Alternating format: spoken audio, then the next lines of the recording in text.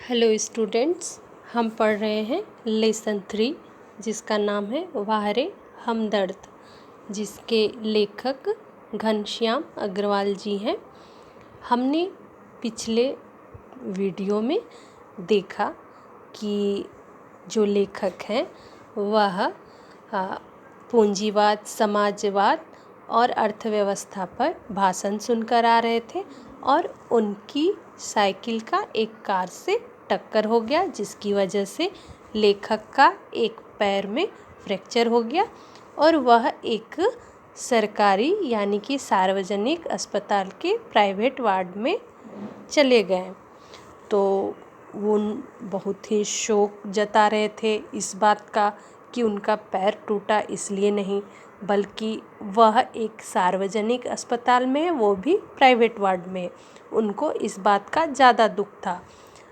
हालांकि हम लोग पहले ही जान चुके हैं कि यह एक हास्य निबंध है और इस दुर्घटना को उन्होंने एक हास्य का विषय बनाया। और इस कहानी के माध्यम से लेखक हमें क्या जानकारी देना चाहते हैं, किस बात की ओर हमारा ध्यान आकर्षित करना चाहते हैं, ये जब हम कहानी को आगे पढ़ेंगे तब हमें पता चलेगा। हमने देखा कि उनको ज़्यादा कष्ट इस बात का हो रहा था कि टांग से ज़्यादा फिक्र मुझे उन लोगों की है जो मुझसे हमदर्दी जताने के लिए, मुझसे सहानुभूति जताने मुझसे मिलने आएंगे। और वो मिलने जुलने वाले लोग क्या करते हैं, बहुत अधिक तकलीफ़ देते हैं, क्या कभी कभी परेशान करते हैं कि मरीज का आराम हराम हो जाता है। इस बात से उनको ज़्यादा तकलीफ़ है और वो भी जनरल वार्ड में है तो उसका कोई नियम नहीं होता। मरीज से मिलने के लिए कोई कभी भी आ सकता है और जितने समय हो सके वो रह सकता है, उसका कोई नियम नहीं होता। इस बात का लेखक को ज़्यादा तकलीफ़ था। तो आज हम आगे इस कहानी को लेकर चलते हैं, तो आइए देखें। लेखक कहते हैं, परिचितों, रिश्तेदारों, मित्रों, आओ जब भी चाहे आओ, चाहे जितना देर रुको, समय का कोई बंधन नहीं। यानी कि यह सार्वजनिक अस्पताल में प्राइवेट वार्ड में क्या होता है कि परिचितों यानी जो मेरे रिश्तेदार हो, मेरे परिचय के हो, मेरे मित्रों, जब मन करे आओ, जितना देर करे रुको, समय का कोई बंधन नहीं। यानी समय का कोई आपत्ति नहीं है, कोई बंधन है ही नहीं, लिमिट नहीं है। अपने सारे बदले लेने का यही वक्त है। बदले यानी कि लेखक को लग रहा है कि उस दुख की घड़ी में कोई ऐसे व्यक्ति होते हैं कि जो परेशान करते हैं मरीज को, वो बदला लेने की यहाँ पे भाव दिखाया गया है। मुझे लगा कि मेरी दूसरी टांग भी टूट गई। ये सब सोचते सोचते लेखक को लगा कि मेरी दूसरी टांग भी टूट गई। यहाँ तक यह गया है पैराग्राफ। पहला पैराग्राफ हमारा ख़त्म हो रहा है। फिर दूसरे पैराग्राफ में लेखक कह रहे हैं, मुझसे मिलने के लिए सबसे पहले वे लोग आए जिनकी टांग या कुछ और टूटने पर मैं कभी उनसे मिलने गया था। कवि इस बात को हास्य रूप देते हुए कह रहे हैं कि मुझसे मिलने के लिए सबसे पहले कौन लोग आए, जिनसे मैं मिलने के लिए, जिनकी पैर टूटने पर, टांग टूटने पर या फिर कुछ और टूटने पर मैं उनसे मिलने गया था, वो लोग सबसे पहले आए। और कह रहे हैं, मानो वे भी इसी दिन का इंतज़ार कर रहे थे कि कब मेरी टांग टूटे और कब वे अपना एहसान चुकाएं। क्या करें कि कब में उनका टांग टूटे और वो अपना एहसान चुकाने आए, ऐसा कह रहे हैं लेखक। इनकी हमदर्दी में यह बात खास छिपी रहती है कि देख बेटा, वक्त सबका आता है। कवि क्या कह रहे हैं, लेखक, कि उनकी बात में यह मुझे बोध हो रहा था, जैसे वो जताने की कोशिश कर रहे हो कि देख बेटा, वक्त सबका आता है। फिर आगे कह रहे हैं, दर्द के मारे एक तो मरीज को वैसे ही नींद नहीं आती, यदि थोड़ी बहुत आ भी जाए तो मिलने वाले जगा देते हैं। सबसे पहले तो मरीज परेशान होता है, तकलीफ़ में होता है, उसको नींद नहीं आती। और अगर कभी आ भी गई तो जो मिलने जुलने के लिए आते हैं उन्हें क्या करते हैं, जगा देते हैं। खासकर वे लोग सिर्फ औपचारिकता निभाने आते हैं जिन्हें मरीज से हमदर्दी नहीं होती। वो उन लोगों के बारे में कह रहे हैं कि कुछ ऐसे भी लोग होते हैं जो कि सिर्फ औपचारिकता निभाने, यानी कि सिर्फ नियम अपना ख़त्म करने के लिए, जो उनको लगता है कि वह आया था तो मुझे उसके दुख में जाना चाहिए, सिर्फ अपना नियम ख़त्म करने के लिए आते हैं, औपचारिकता निभाने के लिए आते हैं। वह ज़्यादा मरीज को परेशान करते, इन्हें मरीज से हमदर्दी नहीं होती, उन्हें मरीज के दुख से दुख नहीं होता, सिर्फ अपनी औपचारिकता निभानी होती है। ये सिर्फ सूरत दिखाने आते हैं, सूरत यानी कि अपना चेहरा दिखाने आते हैं। ऐसे में एक दिन मैंने तय कर लिया, क्या डिसाइड किया, क्या निर्णय लिया कि आज कोई भी आए मैं आँख नहीं खोलूँगा। लेखक ने एक दिन यह निर्णय लिया, क्या, कि आज कोई भी आए मैं अपनी आँख नहीं खोलूँगा, चुपचाप पड़ा रहूँगा यानी कि चुपचाप शांत में लेटा रहूँगा। ऑफिस के बड़े बाबू आए, जहाँ लेखक काम करते थे उनके बड़े साहब आए और मुझे सोया जानकर वापस जाने के बजाय वे सोचने लगे कि यदि मैंने उन्हें नहीं देखा तो कैसे पता चलेगा कि वे मिलने आए थे।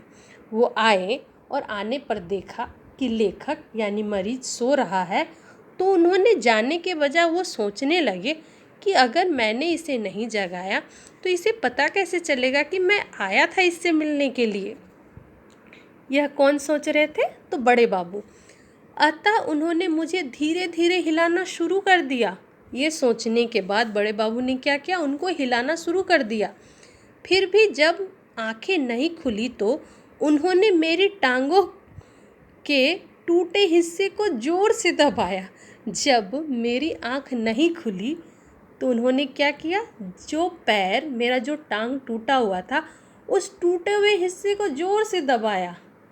मैंने दर्द के मारे कुछ चीखते हुए जब आंख खोली तो वे मुस्कुराते हुए बोले, कहिए अब दर्द कैसा है।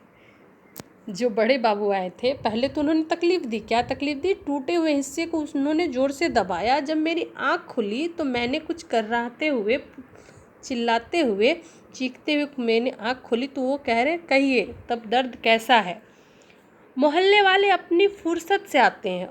ये तो बड़े बाबू की बात थी। अब बात आती है मोहल्ले वाले के। मोहल्ले वाले यानी जो हमारे साथ हमारे मोहल्ले में होते हैं उन्हें मोहल्ले वाले कहते हैं। वो कब आते हैं, तो फुर्सत से अपना समय निकाल कर आते हैं। उस दिन जब सोनाबाई, यहाँ पे मोहल्ले वालों में कौन आई, सोनाबाई आई अपने 4 बच्चों के साथ। सोनाबाई तो आई किंतु अपने 4 बच्चों के साथ आई। तो मुझे लगा कि आज फिर कोई दुर्घटना होगी। लेखक को क्या लगा, जब सोनाबाई अपने 4 बच्चों के साथ आई तो उनको ऐसा महसूस हुआ कि आज फिर कोई घटना घटने वाली है, कोई और दुर्घटना घटेगी। आते ही उन्होंने मेरी ओर इशारा करते हुए बच्चों से कहा, मेरी ओर दिखाते हुए सोनाबाई ने अपने बच्चों को इशारे से क्या कहा, ये देखो चाचा जी। उन्होंने इशारा करते हुए कहा, ये देखो तुम्हारे चाचा जी। उनका अंदाज कुछ इस तरह का था जैसे चिड़ियाघर दिखाते हुए बच्चों से कहा जाता है, ये देखो बंदर। लेखक इसे हास्य के माध्यम से कुछ इस तरह प्रस्तुत कर रहे हैं कि मैं अपनी हंसी को अपने तक नियंत्रण नहीं कर पा रही हूँ। पढ़ते हुए मेरी जो भावना है वो बाहर आ रही है। तो लेखक कहते हैं कि जब सोनाबाई अपने 4 बच्चों के साथ आई तो वह मेरी ओर इशारा करते हुए बच्चों को कहा कि यह देखो चाचा जी, जैसे चिड़ियाघर जाने के बाद कोई बंदर को दिखाते हुए कहता है कि ये देखो बंदर, ऐसा लेखक कहते हैं। बच्चे खेलने लगे। बच्चे ये देखने के बाद खेलने लगे। एक कुर्सी पर चढ़ा। सबसे पहला बच्चा क्या किया, एक कुर्सी पर चढ़ा, दूसरे मेज पर। सोनाबाई की छोटी लड़की दवा की शीशी लेकर कथकली डांस करने लगी। सबसे पहले वाले ने क्या किया कि एक कुर्सी पर चढ़ा, दूसरी मेज पर चढ़ गया, मेज पर यानी बेंच पर चढ़ गया। सोनाबाई की जो छोटी लड़की थी वो दवा की शीशी लेकर यानी कि दवा का बोतल लेकर कथकली डांस करने लगी यानी कि नृत्य करने लगी। रप रप की आवाज़, रप रप एक आवाज़ होती है, ध्वनि होती है। रप रप की आवाज़ ने मेरा ध्यान बटाया, मेरा ध्यान बटाया यानी जो रप रप की आवाज़ आ रही थी, लेखक का ध्यान उस ओर गया। क्या देखता हूँ कि सोनाबाई का एक लड़का मेरी टांग के साथ लटक रहा है। रेती की थैली पर बॉक्सिंग प्रैक्टिस उनका जो लड़का है वो क्या कर रहा था, लेखक के टांग से मेरी टांग के साथ लटक रही रेत की थैली पर बॉक्सिंग का प्रैक्टिस कर रहा था। क्या कर रहा था? तो प्रैक्टिस कर रहा था बॉक्सिंग की। मैं इसके पहले कि उसे मना करता, सोनाबाई की लड़की ने दवा की शीशी पटक दी। ये जब घटना घट ही रही थी तो मैं सोच ही रहा था कि उसे डांटूं, तब तक सोनाबाई की लड़की ने क्या किया, दवा की शीशी, दवा का जो बोतल था वो पटक दिया यानी गिरा दिया। सोनाबाई ने इस पर लड़की की ओर घूरा। अब सोनाबाई ने अपनी बेटी की ओर घूरा यानी कि गुस्से से देखा। फिर हंसते हुए बोली, भैया पेड़े खिलाओ। लेखक को कहा कि भैया पेड़े खिलाओ, दवा गिरना शुभ होता है।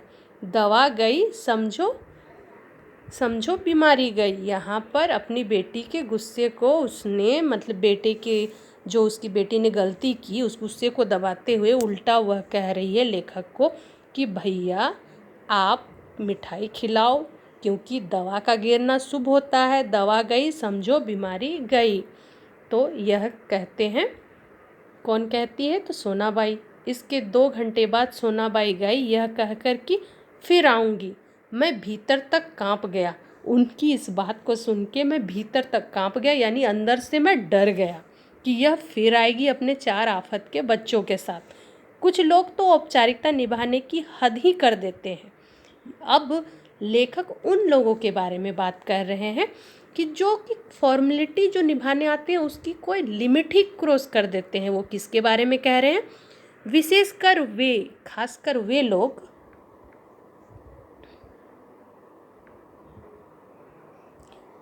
वे लोग रिश्तेदार जो दूसरे गांव से मिलने आते हैं, जो मरीज को दूसरे गांव से मिलने के लिए आते हैं। क्यों? औपचारिकता निभाने के लिए। ऐसे में एक दिन टैक्सी कमरे के सामने आकर रुकी। टैक्सी उनके कमरे के सामने आकर रुकी। उसमें से निकलकर एक आदमी आते ही मेरी छाती पर सिर रखकर औंधा। देखिए यहाँ पर एक शब्द है औंधा। औंधा मतलब उल्टा।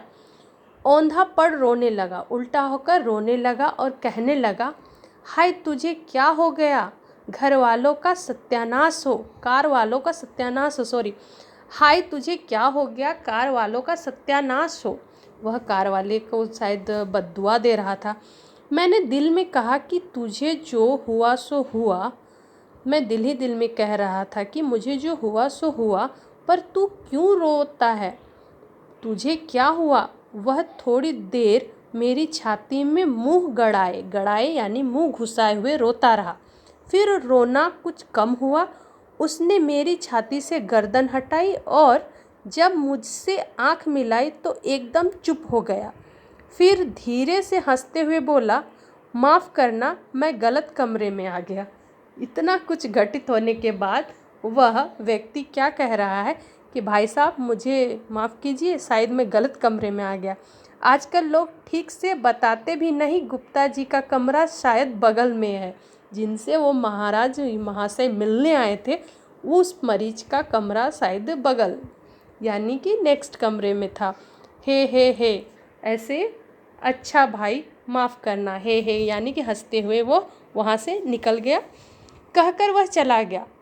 अब वही रोने की आवाज़ मुझे पड़ोस के कमरे से सुनाई पड़ी। मतलब यही व्यक्ति जब बगल के पड़ोस के कमरे में गया तो जितनी फॉर्मेलिटी औपचारिकता इधर निभाया, गलती से फिर से उसने वहाँ जाकर शुरू कर दी। कहकर वह चला गया। अब वही आवाज़ उन्हें पड़ोस के कमरे से सुनाई पड़ी। मुझे उस आदमी से अधिक गुस्सा अपनी पत्नी पर आया। अब जो व्यक्ति आया था गलती से, उस व्यक्ति से ज़्यादा गुस्सा लेखक को अपनी पत्नी से आ रहा था। क्यों? क्योंकि इस प्रकार रोता देख पत्नी ने उसे अपने रिश्तेदार का करीब मित्र समझकर टैक्सी वाले को पैसे दे दिए थे। वह जो आया था, लेखक की पत्नी ने लगा कि इतनी जो हमदर्दी दिखा रहा, अपना इतना दुख जता रहा है, वह ज़रूर हमारा करीबी होगा। यह जानकर टैक्सी वाले को उसने उनके आने का भाड़ा तक दे दिया था, टैक्सी का किराया तक दे दिया था। अब क्या हुआ? हमदर्दी जताने वालों में वे लोग ज़रूर आएंगे जिनकी हम सूरत भी नहीं देखना चाहते। अब उन लोगों के बारे में कह रहे हैं, जो कुछ ऐसे लोग आते हैं जिनको हम प्रायः देखना बिल्कुल पसंद नहीं करते। हमारे शहर में एक कवि हैं, उनका नाम श्री लपकानंद। उनकी बेतुकी कविताएं, बेतुकी यानी कि बिना सिर पैर के, बिना अर्थ के कविताएं, सारा शहर परेशान है। उनकी कविताओं से पूरा शहर ही परेशान है।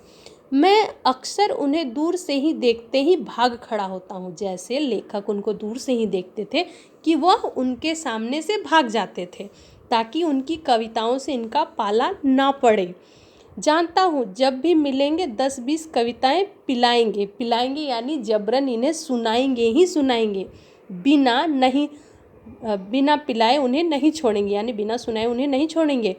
एक दिन बगल में झोला दबाए, बगल में यानी कि अपने कंधे पे झोला रखे हुए आ पहुँचे। कहाँ? तो लेखक से मिलने के लिए।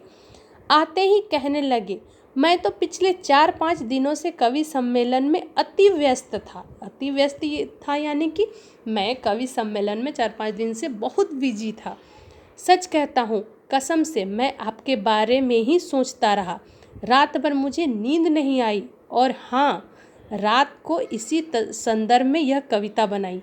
कवि क्या कह रहे हैं कि मैं रात भर आपके बारे में सोच रहा था। किसके बारे में? लेखक के बारे में। और सोचते सोचते लेखक के बारे में उस कवि ने एक कविता भी बना डाली।